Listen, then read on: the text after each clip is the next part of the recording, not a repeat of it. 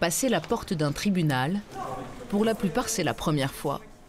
Entre intimidation et curiosité, ces visiteurs se dirigent vers la salle des comparutions immédiates.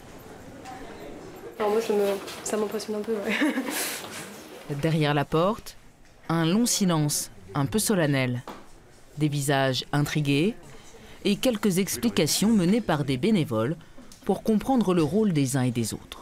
De ce côté-là, vous avez le greffier ou la greffière qui se met à droite et le procureur qui est sur l'estrade aussi.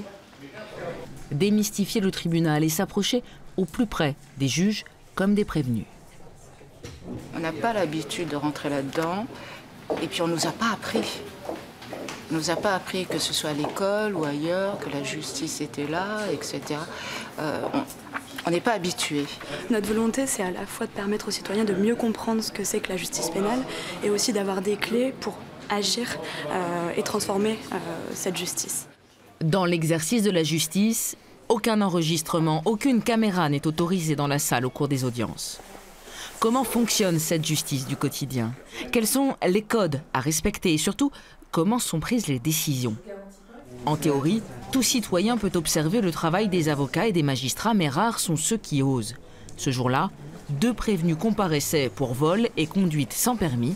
Les 2 avaient déjà fait de la prison. C'est un peu un triste constat parce qu'ils sont incarcérés pour apprendre de leurs erreurs. Et il y en a un qui a été suivi psychologiquement et finalement c'est un cercle vicieux.